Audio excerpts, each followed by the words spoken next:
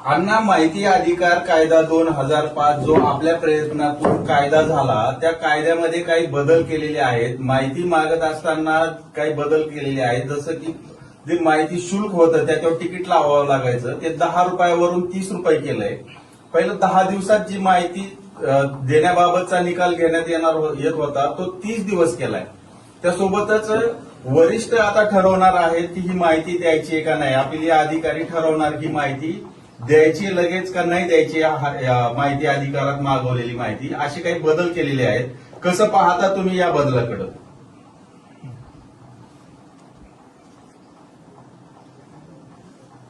जे बदल केले हा दोष आहे.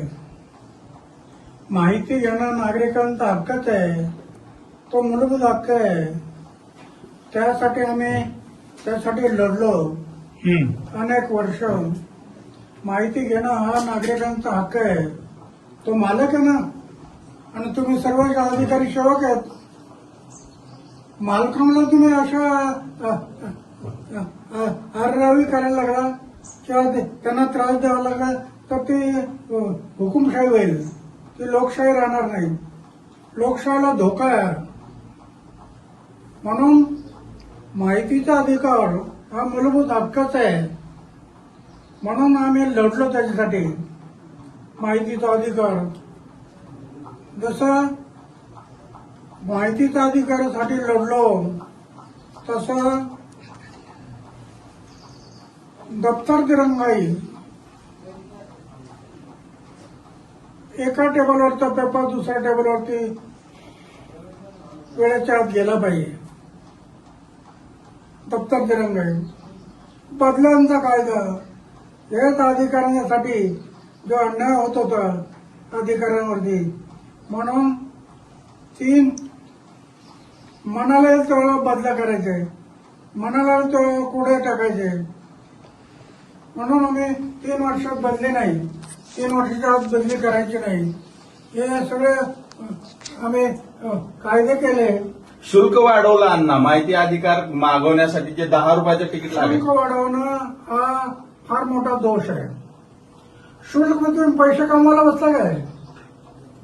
सरकार म्हणजे पैसे कमवणारं साधन नाही, तर जनतेचं हित पाहिलं पाहिजे. जनतेचं हित तुम्ही डोळ्यासमोर ठेवलं पाहिजे. तुम्ही पैसे कमवायला लागला, पैसा जर डोळ्यासमोर ठेवला तर बरोबर नाही. बरोबर. परत अपीलीय अधिकाऱ्याने आता ठरवायचंय की माहिती द्यायची का नाही, आणि ती किती दिवसात द्यायची हे सुद्धा ठरवणार आहे अपीलीय अधिकारी. हे नाही, माहितीचा अधिकार तुम्ही सरकारने नाही ठरवायचं. माहिती एकदा दिली,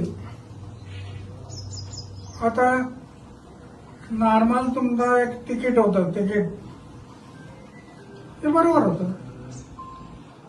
नाहीतर कोणी माहिती यायला काही गरज नसताना माहिती मागायला लागली तर बरोबर नाही. पण तिकीट हे बरोबर आहे. पण तुम्ही 10 रुपयाच्या माहितीचं 10 रुपयाच्या तिकिटाच्या ऐवजी 30 रुपये करायला लागला तर शासन पैसे कमवण्याच्या मागे लागलं असं म्हणायला. तुम्ही काय बोलणार? ही जनतेची छळवणूक आहे. जनतेची छळवणूक होते. तुम्ही जनतेचं हित पहा तुम्ही आणि त्याप्रमाणे तुम्ही मुख्यमंत्र्यांना काही पत्र किंवा काही बोलणार आहेत का? मुख्यमंत्री काय, आम्ही हे पाहू, याच्यात बदल नाही केला तर मुख्यमंत्र्यांच्या विरोधात सुद्धा आम्ही आंदोलन करू, उपोषणाला बसू. एक उपोषण माहितीच्या अधिकारासाठी केलं. माहितीचा अधिकार, दप्तर दिरंगाई, बदल्यांचा कायदा, एवढ्या 10 कायदे, लोकपाल, लोकायुक्त, 10 कायदे केले. हे जनतेच्या हितासाठी केले. सगळे जनतेचं हित. माझ्या आयुष्यात झोपण्याचा बिस्तर आणि जेवणाचं ताट आहे, काही ठेवलं नाही. माझं बँक अकाउंट कुठं असतं माहित नाही. पुरा जीवन समाजाच्या सेवेसाठी लावलेलं आहे. आणि समाजावर अन्याय होत असेल तर पुन्हा एकदा उपोषण,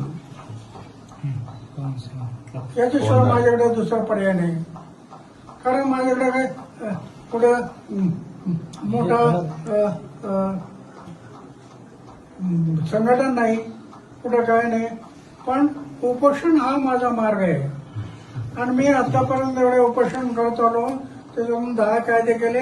आता पुन्हा एकदा वेळ पडली तर वयाच्या 90व्या वर्षी पुन्हा एकदा उपोषण करण्याची वेळ आली तरी मी मागे घेणार नाही. जनतेच्या हितासाठी मी जीवन अर्पण केलं ना.